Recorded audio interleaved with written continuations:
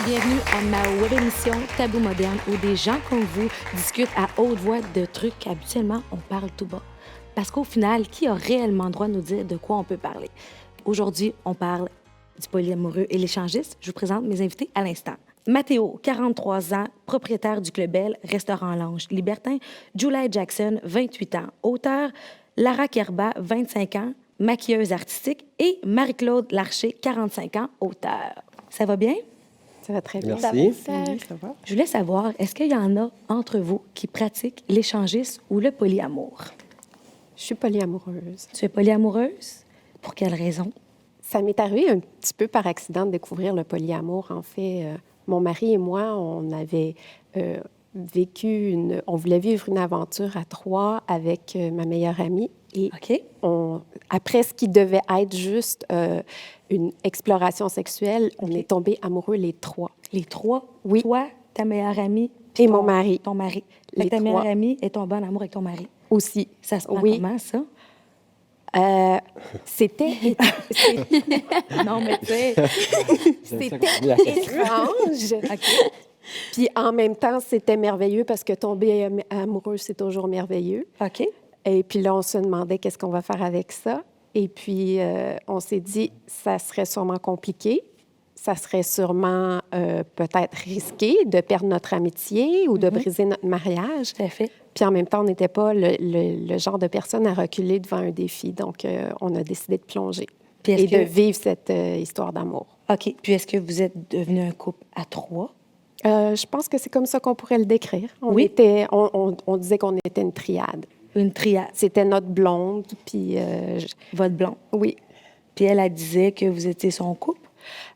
Au début, on le formulait comme ça, mais ultimement, elle était ma blonde, puis elle était la blonde de mon mari. Donc, je ne sais pas comment elle parlait de nous, si elle disait c'est ma blonde, c'est mon chum, mais... Parfait. Mais- Intéressant. Toi, Julia, est-ce que tu pratiques l'échangisme ou le polyamour? Pas du tout, je suis monogame. Monogame? Est-ce Oui. qu'il y a une raison personnelle à ça? Mais moi, je crois que l'amour, ça se passe entre deux personnes et pas plus. OK. Alors, est-ce Moi, que... je suis très fermée à l'idée que plus que deux personnes peuvent être en couple. Je ne crois pas à ça non plus. Tu crois pas à ça du tout? Non. Parfait. Mathéo, toi, est-ce que tu pratiques l'échangisme ou le polyamour? Les deux. Les deux? Les deux m'ont amené à pratiquer, justement, le libertinage m'a apporté à pratiquer le polyamour. Donc, mais ça date, je suis tombé dans la marmite quand j'étais jeune. Dans la marmite, comment ça a débuté? Ça a débuté dans mes premières relations. Je comprenais pas toujours qu'est-ce qui se passait, soit avec mes conjointes ou par rapport avec moi, par rapport aux relations. J'avais pas de jalousie en tant que telle, de soit qu'il y avait une tromperie ou quoi que ce soit. J'avais toujours été fidèle, moi, dans mes relations et quand que j'avais eu quelqu'un, par exemple ma conjointe qui avait commis l'adultère, comme on dit, ben c'est pas quelque chose qui me dérangeait, même c'était quelque chose qui pouvait m'amener une certaine excitation de savoir comment ça s'était passé. Ah oui? Fait que ça a continué. Et puis, ma dernière relation avec André, ma conjointe, que ça fait 16 ans qu'on est ensemble, bien, quand on a commencé, pour moi, c'était un choix. J'en avais parlé ouvertement que c'est quelque chose que je voulais vivre, on n'avait pas besoin d'être exclusif. Donc, ça a continué. Puis, ça fait 16 ans avec trois merveilleuses petites filles qui sont venues de tout ça. Et puis, on le vit très bien. Puis, avec les années, on a développé ça par le polyamour. Des relations, des gens qu'on rencontre, que tu t'attaches, tu crées à autre chose. Fait que c'est... Moi, c'est un petit peu différent que ça. Moi, je suis dans une relation ouverte, dans le fond. OK. Fait que c'est vraiment... tu sais, nous deux, on comprend que, tu sais, on peut avoir d'autres relations émotionnelles, spirituelles, mentales avec d'autres individus. C'est sûr... on veut pas vraiment se laisser savoir, dans le fond, comme qu'est-ce qui s'est passé, si elle a eu comme une relation avec quelqu'un d'autre, si elle a eu des émotions pour quelqu'un d'autre, mais on est ouvert à l'esprit que c'est possible, que ça peut arriver avec d'autres personnes, parce qu'il y a tellement de beaux êtres humains sur la planète, tu sais, tellement des gens qui ont des super belles personnalités, vraiment comme... I'm all about soul connection. Je sais pas vraiment comment dire ça, mais tu sais, c'est vraiment comme... je vais vraiment tomber pour le cœur de la personne, finalement. C'est sûr que je suis aux femmes, 100%. Je suis pas... je suis pas attirée envers les hommes en tant que telle. Fait que c'est vraiment juste avec des femmes et ça va aussi la même chose avec ma copine. Puis je voulais savoir, en tant que... Parce que toi, Tu es une mère, Oui. tu es un père, Oui. tu es une mère. Oui. Toi, est-ce que tu as des enfants? Non, et j'en veux pas. Ah, et tu veux pas d'enfants. Zéro. Je veux pas me marier non plus. Je veux pas d'enfants. Je veux rien. Tu veux être libre, là, Yes. à 100 Mais c'est ça, je veux pas, j'aime pas ça me sentir retenue dans la vie. Je sais pas, j'aime pas ça qu'il y a quelque chose qui me retient de faire des choses. Ouais, j'aime ça voyager, j'aime ça, tu sais, aller des endroits. Je veux pas qu'il y ait quelqu'un qui dit maman. Non, moi je peux, non. I rather- C'est correct. Ouais, ça, c'est juste moi personnellement. Là, je veux juste voyager avec ma copine dans le fond. Puis, tu sais, si on a des expériences ailleurs aussi, ça serait super. Fait que je voulais savoir, vu que vous êtes parents, comment ça se vit avec la famille, autant vos enfants, mais vos proches aussi? Marie-Claude? Mais je dirais que les enfants, c'est avec eux que c'est le plus simple. Ah Parce ouais? qu'ils ne se cassent pas la tête avec des idées reçues comme nous, on a en tant qu'adultes. Nous, on a intégré tout un bagage qui nous dit « Ah non, mais c'est pas de même que c'est supposé se passer. » Alors, nous, on a un gros travail à faire et souvent l'entourage adulte aussi.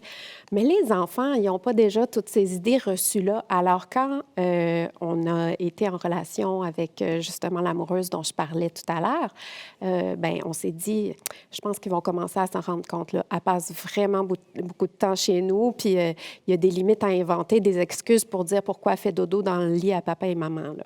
Alors, c'est bien sûr, on a décidé que l'honnêteté, c'était la meilleure chose. Et puis, bon, ils étaient d'âge très différents. La plus jeune avait 10 ans, la plus vieille avait 18 ans, donc on n'explique pas ce genre de choses-là à une enfant de 10 ans comme à une de 18. Mais au final, ça s'avère très simple de dire on s'aime, on est tombé amoureux de cette personne-là. Puis ce qu'ils veulent savoir, c'est ne vous inquiétez pas, papa et maman s'aiment encore. Il n'y a rien qui a été brisé dans notre relation. Tout ce que vous connaissez va continuer encore. On va encore être une famille. Fait que de ce que je comprends, vous n'avez jamais inventé des excuses. Là. Vous avez été franc dès le départ avec votre famille. Oui, dès que ça a été clair pour nous que cette relation-là était quelque chose de sérieux pour nous, alors on a voulu en parler aux enfants. Mais dans ta famille, ta mère, ton père, tes sœurs, si t'en as, ça a été plus difficile de ce côté-là? Ça a été plus long, ça a été plus difficile. On savait que ça allait causer, ça cause notamment des inquiétudes aux parents. Ils se demandent, bon, qu'est-ce qui se passe? Est-ce que mon enfant est correct? Est-ce que ton mariage va bien? Je pensais que ton mariage allait bien. Oui, mon mariage va bien. Mais de quoi qu'ils se mêlent de penser ça, en fait, tu sais? Bien, je pense que les parents, ça s'inquiète toujours pour leurs enfants. Ça partait d'une bonne intention. Puis toi, Mathéo, est-ce que de ton côté, vous êtes honnête aussi avec vos enfants? Oui, mais on n'a pas beaucoup de questions quand même par rapport. Bon, ma plus grande, elle a 14 ans. Elle a son chum depuis 1 an et demi. Et puis, bon, elle vit sa relation amoureuse. Fait que c'est... Elle sait qu'est-ce qui se passe, elle connaît le restaurant L'Ange de papa, c'est tout ça, mais elle ne veut pas poser de questions parce que pour elle, elle découvre présentement son propre amour à elle, fait que je trouve ça merveilleux aussi. Si elle avait à me poser des questions par rapport à sa relation, est-ce que ça peut être exclusif ou quoi que ce soit, j'y ramènerais la question à elle, comment qu'elle trouve. Je pense que ça serait la façon la plus simple là, pour, au lieu de lui expliquer, nous, comment, bien, je vais lui poser des questions. Mes 2 plus jeunes, elles autres, ma deuxième qui est très, très, très curieuse, si elle me voit avec des amis, des copines, comme que je les appelle, elle va me poser des questions. Puis souvent, la question qu'elle va me ramener, c'est est-ce que tu l'aimes, papa? Est-ce que... Puis moi, je dis oui, puis je suis très bien, on a une relation. Est-ce que toi, tu l'aimes? Est-ce que tu la trouves fine? Ah oui, tout ça. Puis la question que j'amène toujours, est-ce que tu penses que papa arrête d'aimer maman parce que j'aime cette personne-là? Puis elle dit non. Elle dit, c'est... Fait que déjà là, elle comprend. Puis ma plus petite, ben, c'est pour elle, elle trouve juste le fun d'avoir toujours du monde à la maison. Fait que... Pour elle, c'est le party. Oui, puis c'est correct. Sauf que nous, différemment, Marc-Claude, ça arrive que les personnes vont coucher à la maison, mais rarement quand les enfants sont là. Fait que c'est ça, ils nous ont jamais vus peut-être se lever le matin puis faire le petit déjeuner toute la gang ensemble. Pourquoi? Parce que c'est assez dur avec l'horaire qu'on a présentement, mais je pense pas que ça serait quelque chose qui pourrait déranger non plus. Et toi, Julie, qui est monogame, tu penses quoi de tout ça, là? Ce que tu entends, là? Bien, en plus que t'es mère. Oui. Moi, en ayant une fille, moi, personnellement, je trouve qu'il faut garder un foyer sain, entre guillemets, parce que je ne veux pas non plus amener la confusion chez moi. Puis je suis avec un homme, fiancé avec un homme qui est aussi comme moi. On est très conservateur par rapport à certaines choses. T'sais, on laisse les gens vivre leur vie comme ils veulent, mais chez nous, non, ça ne fonctionnerait pas. T'sais, je ne veux pas non plus ouvrir certaines portes, ce genre de choses, non, c'est pas pour nous. Pas ouvrir certaines portes. qui pourrait amener à quoi, peut-être? Mais tu sais, tantôt, j'ai dit que je crois pas qu'on peut aimer plus qu'une personne, Oui. parce que je pense que oui, on peut avoir du désir. C'est un feeling pour certaines personnes, c'est normal, je me dis, on est des êtres humains, mais tomber amoureux de quelqu'un d'autre, quand on est déjà amoureux, non, je crois pas à ça. Fait que tu crois que c'est impossible. Non, je crois que c'est impossible, mais oui, on peut avoir des désirs sexuels, oui, on peut fantasmer sur quelqu'un d'autre, mais je crois pas qu'on peut tomber amoureux de plus d'une personne à la fois. Et toi, Lara, est-ce que tu es d'accord? Je suis comme d'accord avec tout le monde en même temps. C'est ça OK. qui est bizarre, comme, tu sais, parce que oui, je suis en couple avec quelqu'un, comme oui, je suis amoureuse d'une seule personne, mais en même temps, je sais que oui, c'est sûr je peux avoir une autre connexion émotionnelle avec quelqu'un d'autre. Ça ne veut pas nécessairement que veut dire que je vais être en amour avec cette personne-là, mais oui, je peux avoir des émotions spécifiques pour une autre personne, mais ça ne veut pas dire que je vais être en amour avec cette personne-là comme je le suis avec ma copine en ce moment. OK. Tu sais, mais je pense que oui, je peux avoir une d'autres connexion spirituelle, mentale, émotionnelle avec d'autres individus parce que je suis ouverte d'esprit, mais en même temps, je sais qu'à la fin de la journée, je vais retourner la voir elle, puis je vais être contente de dormir avec elle. Tu sais? Parfait. Puis, en partageant le polyamour ou l'échangiste, est-ce qu'il peut avoir de la jalousie? Est-ce que quand on est échangiste, c'est parce qu'on est bisexuel, peut-être? Ou non? Moi, je peux répondre. Oui, réponds. La question est là. Parce qu'il y avait deux questions Je pense pas dans que la la question. bisexualité elle a affaire là-dedans du tout, même si aujourd'hui, il y en a de plus en plus quand même dans le milieu libertin qu'on découvre. Les jeunes vont l'apporter, vont l'amener. C'est beaucoup moins caché. Mais non, je pense pas que c'est obligatoire là, d'être bisexuel là, par rapport à soit le polyamour ou l'échangiste ou le libertinage. Fait qu'on peut être 100% hétéro, mais aussi faire Oh, des oui, échanges sans... exactement. Tu as mentionné la jalousie. Oui, ça fait partie de l'équation. C'est les polyamoureux ou les libertins ne sont pas immunisés contre la jalousie. Par contre, ce qu'on considère, c'est que c'est une émotion sur laquelle on peut travailler. C'est pas une émotion qu'on est pris avec, puis on ne sait pas quoi faire avec. Non, il y a un travail à faire pour comprendre la jalousie, comprendre d'où elle vient, puis travailler dessus jusqu'à ce qu'elle devienne pas incommodante. Et puis, éventuellement, on peut développer une émotion qui s'appelle la compersion, qui est le contraire de la jalousie. C'est-à-dire qu'on peut être heureux pour nos partenaires quand on les voit heureux dans leurs autres relations. OK. Puis toi, est-ce que tu aurais une anecdote à nous conter que tu as déjà vécu de la jalousie dans une relation de polyamour avant de te rendre à cette équation-là? J'ai vécu de la jalousie en quantité industrielle. Super! J'ai écrit un livre là-dessus. Un livre là-dessus. Ah oui, sur la jalousie? Sur la compersion, surtout, en OK. fait. Parce Super. que, justement, je trouvais que si j'allais vivre le polyamour, je voulais pas vivre le polyamour à moitié. Je voulais pas le vivre d'une manière qui m'épanouirait pas. Fait que pour moi, le concept de compersion, d'être heureuse pour mes partenaires, je trouvais ça essentiel. Sauf qu'il n'existait pas beaucoup de documentation sur cette question-là quand j'ai commencé le polyamour. Fait que je me suis accrochée à la question jusqu'à ce que je la comprenne et éventuellement, j'ai publié un livre sur le sujet. OK. Moi, j'ai une belle anecdote là-dessus. Oui. En fin de semaine, jeudi, André elle m'appelle puis elle me dit Mathéo, elle dit je pourrais avoir son amant vendredi soir.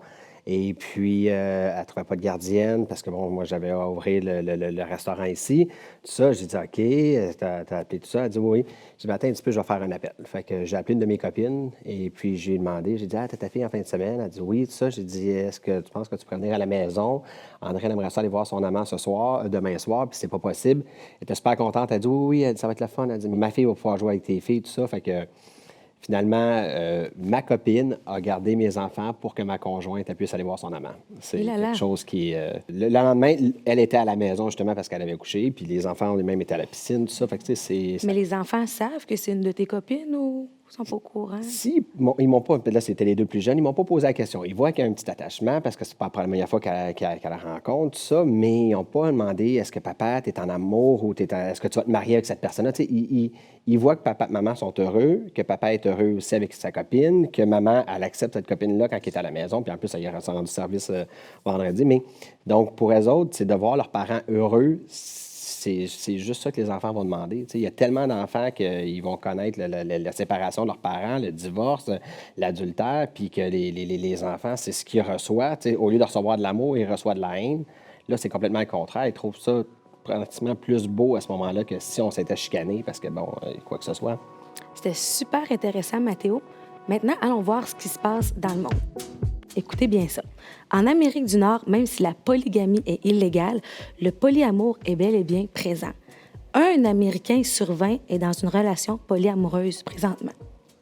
Dans une récente étude, 30 des personnes interrogées ont affirmé avoir une relation ouverte. Ça pourrait être leur plus grand fantasme. Aujourd'hui, la polygamie est légale dans 58 pays sur 197. La plupart de ces pays se situent en Afrique et en Asie. Dans la plupart de ces pays, la polygynie est légale et acceptée. La polygynie représente un système où les hommes ont plusieurs femmes. Pourtant, le système contraire d'une femme qui a plusieurs maris, qui est la polyandrie, c'est illégal dans tous les pays. Grosse injustice. Yep. C'est toujours les hommes qui ont le droit de tout. Hein? Écoutez bien ceci. Le Canada a même attribué la journée du 23 novembre en tant que journée nationale du polyamour pour démontrer que ce style de vie est légal et accepté. C'est pas pire?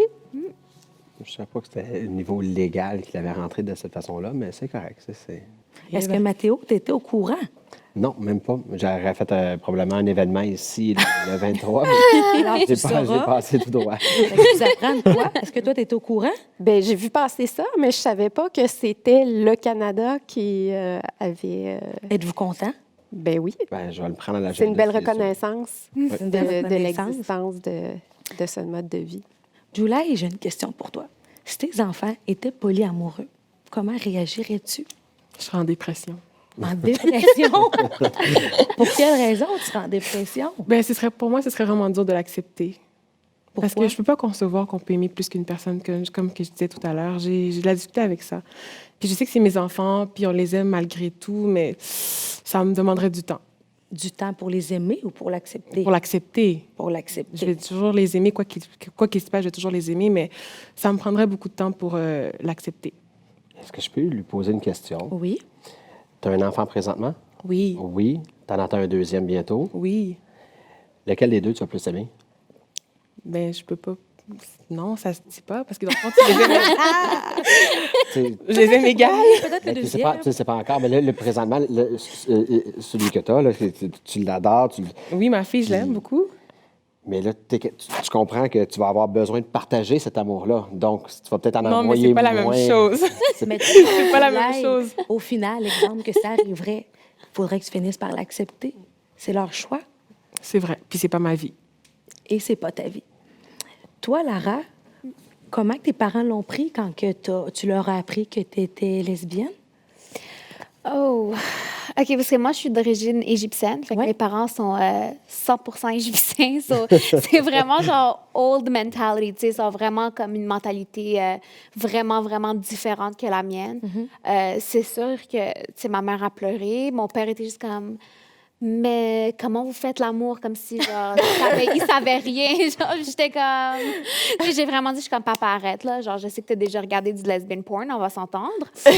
So, il a fait comme, ah, OK. Tu sais, comme on dirait, tu sais, comme, je suis sûre qu'il en avait regardé, obviously, comme tout le monde, sûr. mais tu sais, j'étais comme, on dirait qu'il savait pas vraiment que ça pouvait, on dirait, arriver. Tu sais, comme, je pensais même pas que ma mère savait c'était quoi une lesbienne, genre, avant que je lui dise. Là, tu sais, Ah c'est- ouais, à ce non, point-là. c'était vraiment comme, comme, qu'est-ce qui se passe? Tu sais, c'est vraiment comme, c'est comme si je parlais de quelque chose qui, comme, ils avaient jamais vraiment entendu avant. Ça a été compliqué, mais tu sais, maintenant, ça fait. Tu sais, je leur ai dit j'avais 17 ans. Tu sais, là, maintenant, j'en ai 25, puis ils sont encore un peu comme... tu sais, mon père est un petit peu plus ouvert, mais ma mère est vraiment, genre, vraiment fermée d'esprit. Mais tu sais, au moins, je sais que comme elle fait des efforts un peu pour comprendre. Mais je sais que pour elle, ça fait toujours pas de sens qu'une fille peut aimer une fille. Tu sais, pour elle, c'est comme non, mais c'est normal un homme et une femme. Mais j'arrête pas de dire à maman, je suis comme, mais c'est quoi normal? C'est quoi le mot normal? Qu'est-ce qui fait Effectivement. que ce soit normal et pas normal, tu sais? Mais eux, ils sont vraiment religieux et tout ça. Ils vont à l'église, Fait que c'est un petit peu plus, c'est vraiment une autre vie, tu sais. Pour eux, c'est comme, non, mais dans la Bible, ça dit que c'est Adam et Ève. Moi, je suis comme, OK, mais toi, tu sais pas, ça aurait pu être Adam et Adam, ça aurait pu être Ève et Jessica, genre. How do we know this? C'est comme... Puis, est-ce que c'est quelque chose qui t'a blessé, que tes parents peut-être l'acceptent pas dès le Non. départ? Non? Non, parce que moi, je suis heureuse. Fait qu'à la fin de la journée, c'est juste ça qui compte. Moi, Super. je vais pas leur poser des questions sur c'est quoi leur vie sexuelle. Je m'en fous qu'est-ce que tu fais dans ton lit. C'est ton problème. C'est to you, whatever you want to do in your bed. Amuse-toi. Tu sais, comme, je vais pas demander, fait que dans ton lit, ça se passe comment? T'aimes ça? Non, c'est pas de mes affaires. Qu'est-ce qui se passe dans la chambre des inconnus ou des gens qui, même si c'est tes enfants, comme, tu sais, oui, tu vas leur dire, tu sais, comme, fais attention, tu sais, tu protèges-toi. Tu sais, tu vas leur dire en tant que tel qu'est-ce qui est bien, qu'est-ce qui est pas bien, mais à la fin de la journée, c'est pas tes affaires. Fait que do what makes you happy. Puis est-ce qu'ils savent que tu fais un petit peu de polyamour? Nope. Tu comptes leur dire, c'est Déjà là, trop. j'ai l'air d'un extraterrestre pour eux. Fait que OK. déjà là, comme pour eux, c'est juste comme, déjà là, juste comme, qu'ils savent que je suis avec une femme, déjà là, c'est comme trop pour eux. Fait que je veux pas juste en rajouter. Genre, puis... C'est I super. think it's enough, ouais. Je comprends. Toi, Marie-Claude, est-ce que dans votre triangle amoureux, vous habitez ensemble? Non, on ne s'est jamais rendu là, mais l'idée a été évoquée. Et c'est pourquoi que ça n'a pas déboulé finalement? La relation a pris fin. Et OK. puis, ouais, ça avait duré à peu près un peu plus d'1 an. Puis, on ne s'est pas rendu à la cohabitation, mais on a passé énormément de temps, les 2 familles ensemble. Au final, parce que ma blonde aussi avait une fille. Donc, on avait l'air d'une grande famille recomposée. Puis, on passait énormément de temps ensemble, même si on ne cohabitait pas. Et est-ce que c'est encore ta meilleure amie à l'heure actuelle? C'est encore une très bonne amie. OK. On se voit moins qu'on se voyait à l'époque, mais oui, c'est Quand encore vous une très bonne voyez, amie. il n'y a plus de malaise? Oh non, ça n'a pas été une rupture, ça a été vraiment une transition. On a été amies, amoureuses, OK. et puis l'amitié a gardé une teinte de cette amorosité-là. On a partagé quelque chose. C'est comme n'importe quel ex. On sait toujours qu'il y a eu quelque chose de beau, même si, au final, pour une raison ou pour une autre, ça n'a pas marché sur le long terme, mais ça a coloré notre amitié, je dirais. Ah, c'est le fun. On va y aller avec des questions plus crunchy. Je veux savoir, comment vous arrangez ça pour les maladies transmissibles sexuellement? Comment vous savez qu'il n'y a pas de danger? On brise le tabou en parlant de ces choses-là, beaucoup. Puis comment vous en parlez? D'aborder quand est-ce que tu as été testé. Voici, moi, j'ai été testée récemment, puis on se fait tester très souvent. Super. Et ensuite, on est ouvert sur les maladies qu'on a ou qu'on n'a pas. Et puis, on s'éduque pour savoir comment est-ce que les pratiques de l'autre personne peuvent avoir un impact sur nous et sur nos partenaires. Puis, bien entendu, on se protège. Tout le temps, est-ce qu'au final, quand vous êtes en couple depuis quand même un bon bout, vous arrêtez de mettre le condom comme en général?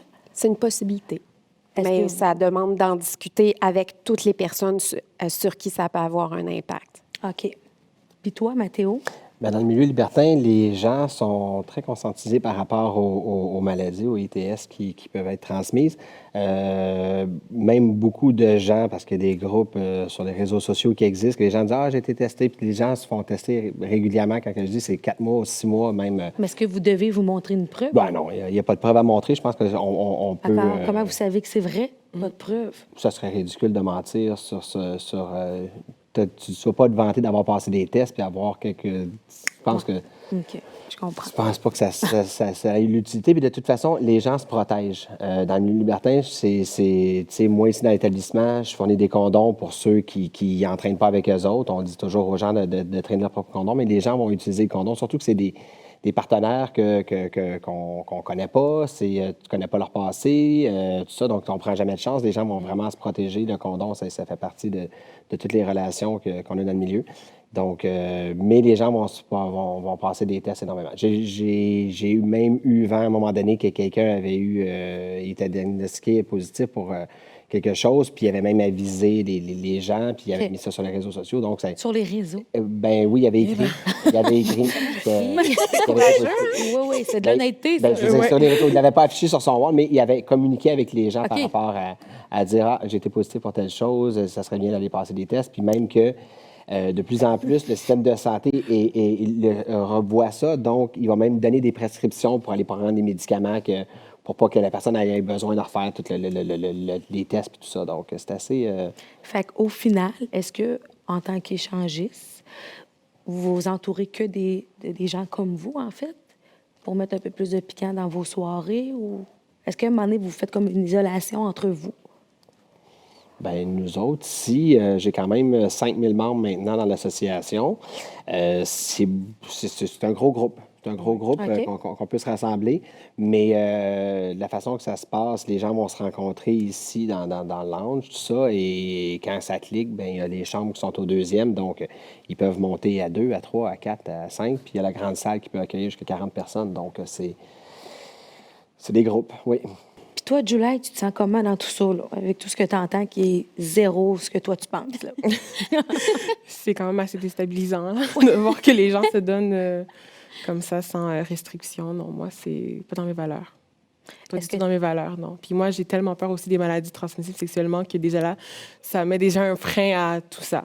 Est-ce que tu accepterais d'avoir un entourage quand même qui pratique le polyamour ou l'échangisme, même si toi, tu le fais pas? C'est une bonne question. Je veux ta réponse.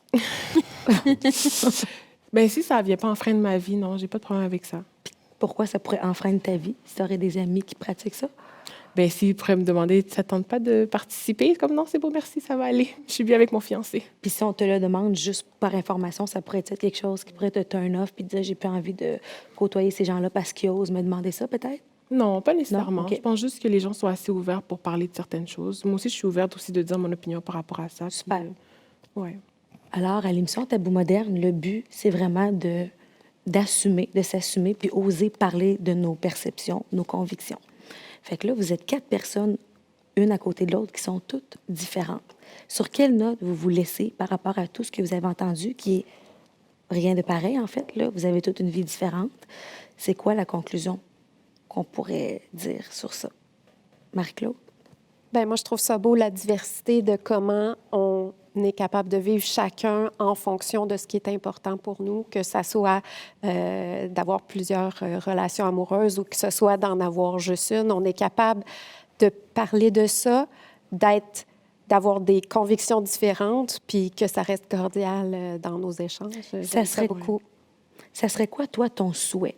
Suite à l'émission, tu as osé parler de ta vie en tant que polyamoureuse. Qu'est-ce que tu aimerais que les gens peut-être comprennent ou perçoivent de ce que tu as lancé dans l'émission? Je pense que j'aimerais ça que les gens sachent qu'il n'y a pas juste un modèle unique, mais qu'il y a des possibilités, pas se sentir pris dans quelque chose qui ne leur convient pas. Toi, Julie? Moi, j'aimerais que les gens sachent que c'est pas parce qu'on est monogame que on n'est pas libre, qu'on s'ennuie. Au contraire, des fois, ça peut tellement être beau, l'amour avec la personne qu'on aime, puis qu'on est très ouvert aussi, ouvert d'esprit à parler, à discuter de différentes choses, que c'est pas un frein d'être dans une relation monogame. Mathéo? Moi, je dis souvent que c'est pas fait pour tout le monde non plus. Puis on choisit chacun sa voie. Si ça t'intéresse de se renseigner, de voir, de l'essayer, puis si ça ne te convient pas, bien, tu sais, le respect, ça commence par soi-même, c'est d'arrêter à ce moment-là, puis d'en parler avec sa conjointe ou son conjoint à ce moment-là, de dire non, finalement, c'est pas quelque chose qui me plaît. Donc, Si jamais vous êtes intéressé, Mathéo est le propriétaire du Club Belle. Donc, c'est un super de beau bar. Si jamais il y en a qui seraient curieux de voir. on a beaucoup, beaucoup de curieux. Ouais. on en accueille énormément parfait. chaque semaine. Ouais. Parfait. Bonne chance. Merci. Lara? Moi, je suis un petit peu comme lui, en autant que tu es heureux ou tu es heureuse, vraiment, c'est tout qu'est-ce qui compte. C'est sûr que si tu as envie d'essayer, si tu es curieux, curieuse, vas-y, essaie. Tu as toujours le choix après d'être comme, ah, tu sais quoi, non, finalement, c'est pas pour moi. Tu sais quoi, OK, ouais, j'aime ça, OK, je pourrais continuer. Mais moi, je suis vraiment comme happiness, comme en autant que tu es heureuse, puis tu fais qu'est-ce que tu aimes, puis tu es heureuse. C'est vraiment juste ça, le keyword, c'est comme t'es heureuse, puis that's it. Fais qu'est-ce que tu as envie de faire. Fait qu'en gros, on se laisse sur une note, vivre et laisser vivre, Ouais. et d'arrêter de juger les gens. 100%. Parce que les gens, s'ils sont bien dans ce qu'ils font, c'est ça qui est important.